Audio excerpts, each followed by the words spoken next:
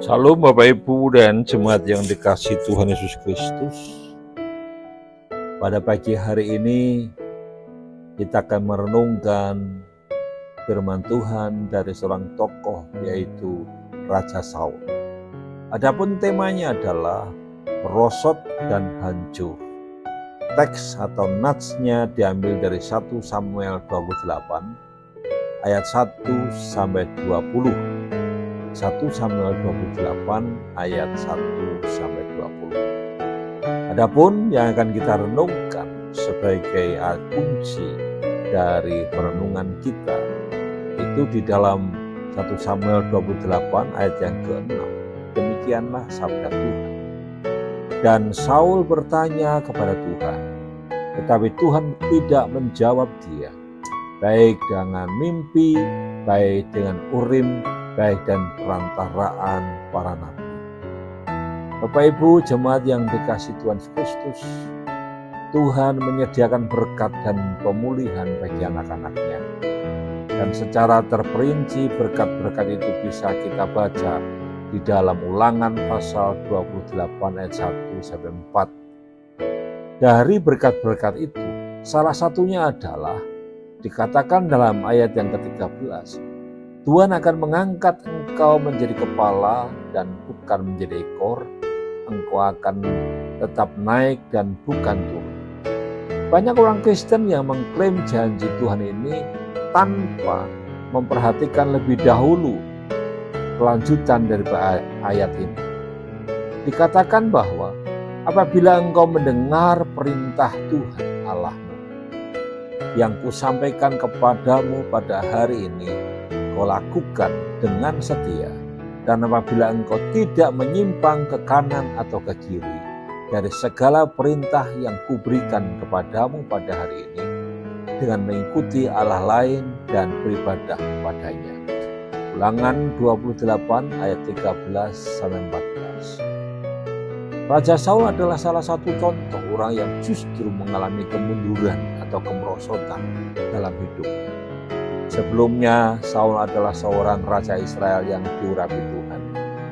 Tetapi amat disayangkan, pemerintahannya tidak berlangsung lama atau tidak langgeng. Kenapa? Karena penyebabnya adalah ketidaktaatan Saul sendiri. Ia telah menyimpang dari kehendak Tuhan, sehingga Tuhan pun menolak dia sebagai raja. Dan rohnya pun undur dari dia. Apa akibatnya? Akibatnya tidak ada lagi penyertaan dan perlindungan Tuhan dalam kehidupan Raja Saul. Terlebih lagi hati Saul telah berpaling dari Tuhan pada saat melihat bahwa tentara Filistin berkumpul di dekat Sunem untuk menyerang Israel. Saul menjadi sangat takut, panik dan gemetar. Lalu ia berdoa dan bertanya kepada Tuhan, tetapi Tuhan tidak menjawab.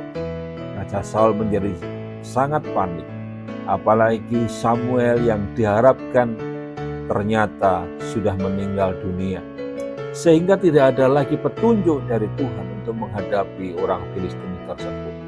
Di tengah ketakutan, kepanikan dan kekalutannya, Saul mengambil jalan pintas dengan bertanya kepada dukun agar dipanggilkan arwah. Saul tidak sabar menantikan Tuhan bertindak.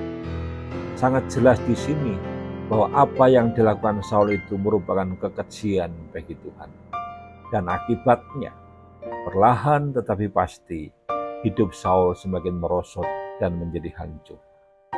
Bapak Ibu jemaat yang dikasihi Tuhan Yesus Kristus, bukankah banyak orang Kristen yang juga tidak sabar menantikan jawaban dari Tuhan dan mengambil jalan pintas mencari pertolongan kepada manusia, baik itu melalui orang pintar, melalui paranormal, atau orang-orang yang dianggap bisa menolong, mengandalkan kekuatannya.